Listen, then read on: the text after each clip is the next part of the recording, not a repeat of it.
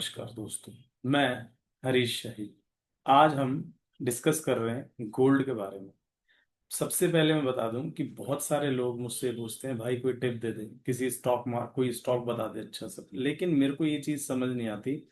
भाई स्टॉक जो है डिपेंड करता है कंपनी पर, और कंपनी की अपनी एक पॉलिसी है किस मार्केट में कौन सा सेक्टर, कौन सा स्टॉक, बहुत सारी चीजें मैटर करती है। उसके फंडामेंटल एनालिसिस मैटर करते हैं, उसके टेक्निकल एनालिसिस मैटर करते हैं। बट एक चीज जो इंडिया में लोग कर सकते हैं, और कुछ कर भी रहे हैं और कुछ नहीं भी कर रहे हैं, वो है गोल्ड। गाइस, गोल्ड आज की डेट में सबसे सेफ है। दो तीन रीजन है इसके कि क्यों वो सेफ है। सबसे पहले तो हम बात करते हैं गोल्ड के बारे में, कि गोल्ड का और डॉलर का जो है इनवर्स रिलेशन होता है, ये तो आप सभी को पता होगा। और जब भी कोई जियोपॉलिटिकल टेंशन आती है, यानी कि अगर कोई भी इशू आएगा, तो गोल्ड जो है सेफ हेवन इन्वेस्टमेंट का नाम है, यानी कि सबसे सेफ है गोल्ड। जितनी भी कंट्रीज है वो उनके लिए सबसे सेफ आ जाता है गोल्ड। वो गोल्ड में ट्रेड कर सकती है, यानी गोल्ड में इन्वेस्ट करती है। तो आपने देखा भी होगा कि कोई स्टॉक, बड़ी बड़ी कंपनी खुल के बंद भी हो जाती है, लेकिन गोल्ड कभी भी बंद नहीं होगा। रीजन क्या है कि गोल्ड का इम्पैक्ट इकोनॉमी के साथ भी है, कि एक कंट्री को जितने एसडीआर चाहिए उतना उसको गोल्ड में इन्वेस्टमेंट करना पड़ता है। एक कंट्री यानी कि कंट्री को गोल्ड का रिजर्व रखना पड़ता है। ठीक है, ये तो आपको सबको इकोनॉमिकल पॉइंट ऑफ व्यू से पता होगा। इन केस नहीं पता, अगर आप मान लो घरेलू महिलाएं हैं या फिर आपका गोल्ड से एज सच कोई रिलेशन नहीं है, तो एक बेसिक सी चीज बता रहा हूं मैं आपको आज। आप देखिए कि गोल्ड में क्यों करना इन्वेस्टमेंट सेफ है।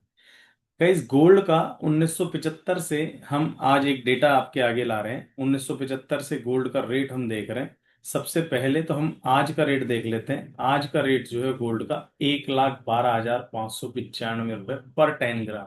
ठीक है, ये नहीं कि जिसको हम अपन तोला कहते हैं, एक तोले का रेट जो है 1,12,595। ठीक है सर। अब बात करते हैं गोल्ड का पिछला, देखते हैं कि अप एंड डाउन चलता रहता है या सिर्फ अप ही अप होता है। तो 1954 से हम लोग ले रहे हैं। ठीक है, वैसे तो 1950 से भी है हमारे पास। 1950 के रेट जो है हमारे पास 99 रुपीज पर 10 ग्राम था, यानी कि आजादी के जस्ट बाद। उसके बाद आप देखिए 54 में 77, इस तरह से ये रहा। थोड़ा बहुत अप एंड डाउन होता रहता था। और ये 90s 60s तक में ये 111 ही था। फिर 70s तक 184 था। फिर 80s में अगर बात करें 1500 कुछ रुपए था। 80s में 1330 रुपए।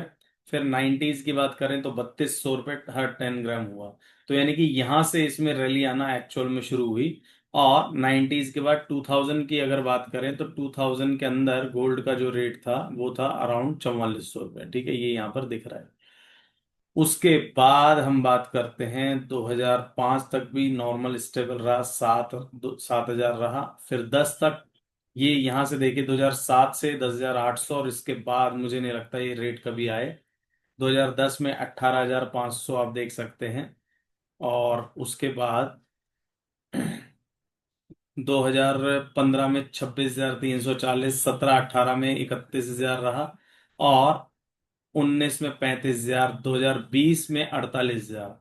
तो 2020 में भी 48,000 ठीक है, लेकिन आज की डेट में 1,12,500, यानी कि ऑलमोस्ट डबल से भी ज्यादा, क्योंकि 48 का डबल 96,000 होता है।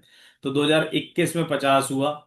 ठीक है, 22 में 52, यहां तक भी ओके था। 23 में 60,000, आप देखिए। 24 में 75,000, और 25 में हमारा हुआ जो 1,12,500। तो मॉरल ऑफ द स्टोरी हम आपको यही बताना चाह रहे हैं कि गोल्ड का जो प्राइस है वो डाउन नहीं जाता है। तो जो लोग प्रॉपर्टी में इन्वेस्ट करते हैं वो भी सही है, क्योंकि लैंड पर डेप्रिसिएशन नहीं लगता। और सेकंड ऑप्शन जो हमारे पास है गोल्ड होता है। फीमेल, हम देखते हैं कि फीमेल में ना गोल्ड का बहुत क्रेज है ना। ज्वेलरी बाय करती है, इयरिंग हो गए, है ना, नेकलेस हो गया, या फिर बैंगल्स हो गई। वो एक बहुत अच्छा ट्रेंड है। इवन दो शादियों में, पहले मैं बताऊं कि शादियों में गोल्ड का लेन देन होता था। दहेज में एक बाप अपनी बेटी को गोल्ड देता था, या एक परिवार अपनी बेटी को गोल्ड देता था। उसका रीजन भी ये होता था कि in case in any emergency happens, तो वो गोल्ड उनको काम आ जाए। अब एक नया ट्रेंड और देखने को मिला है पिछले 4-5 साल से। लोग जो है डायमंड बाय कर रहे हैं।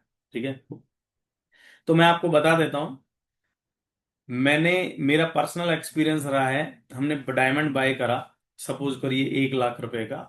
तो कुछ सेलर जो हैं, मतलब ब्रांडेड सेलर नहीं, अगर मान लो लोकल ज्वेलर से लेते हैं अपन, हमारे एरिया के जो भी हैं, तो 1 लाख रुपए का जो डायमंड आप बाय करेंगे, जब उसको बेचने जाएंगे तो शायद वो आपको 40 से 50 हजार देगा। मैं आपको फ्रेंकली बता रहा हूँ।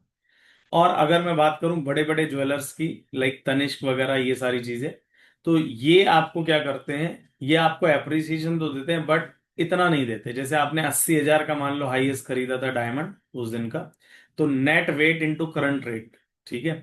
तो नेट वेट और करंट रेट से अगर बात करेंगे, जैसे पीसी ज्वेलर हो गया, मालाबार हो गया, तनिष्क हो गया, ये क्या करते हैं कि आपका गोल्ड का एप्रिसिएशन होता है मान लो 100% का, जबकि आपका जो डायमंड का एप्रिसिएशन आएगा 10 से 15% का।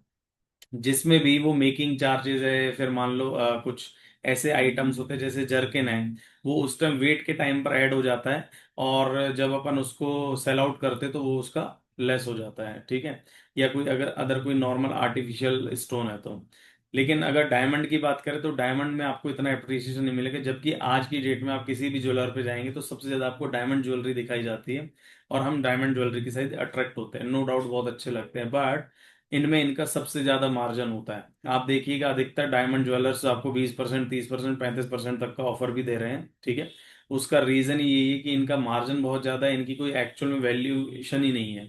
जो सेल्फ वैल्यूएशन वाले हैं ये, जैसे तनिष्क का डायमंड कोई और दूसरा डायमंड कोई और दूसरा ज्वेलर नहीं खरीदेगा, या फिर मान लो मालाबार का डायमंड जो है कोई दूसरा ज्वेलर नहीं खरीदेगा, क्योंकि उसी को ही दो। रीजन क्यों? अगर मान लो वैलिड है तो फिर सबको होना चाहिए, ठीक है। अब हमें क्या करना है, मैं आपको बताऊं गाइज, कि आप छोटा छोटा इन्वेस्ट करते रहिए। आप अगर फिजिकल गोल्ड खरीद रहे हैं तो सबसे बेस्ट होता है कॉइन्स होते हैं, 24 कैरेट का होता है ना। और जो हॉलमार्क वाले होते हैं ज्वेलरी, वो वाली खरीदिए, बिल के साथ खरीदिए बकायदा। और अगर आप वो भी नहीं कर सकते, जैसे आपका मान लो सोच रहे हैं कि यार 1000 2000 रुपए हमारे पास है, तो बहुत सारे ज्वेलर आजकल जो है इंस्टॉलमेंट स्कीम भी देते हैं, या फिर आप खुद भी गोल्ड के ईटीएफ में इन्वेस्ट कर सकते हैं, गोल्ड की म्यूचुअल फंड है, सिप है, इस टाइप के उसमें इन्वेस्ट करके आप जब का गोल्ड आपका इकट्ठा हो जाए तो उस टाइम आप फिजिकल डिलीवरी ले सकते हैं।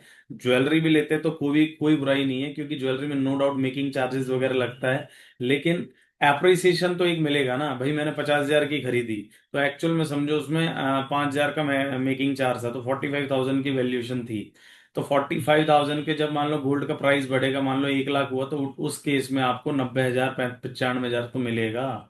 तो मेरा कहने का मतलब यही है कि बजाय आप इधर उधर के देखने के, गोल्ड सबसे सेफ है, था और रहेगा। बिना किसी टेंशन के गोल्ड में इन्वेस्ट कीजिए, और महिलाएं अपने पूरे शौक करिए, अपने शौक को पूरे कर सकती है ज्वेलरी खरीद के। इवन जेंट्स भी जो है, महिलाओं को, अपने घर में वाइफ है, बहन है, बेटी है, उनको ज्वेलरी दीजिए। आप आपका जो है काम का काम हो जाएगा और इन्वेस्टमेंट का इन्वेस्टमेंट हो जाएगा। यही है।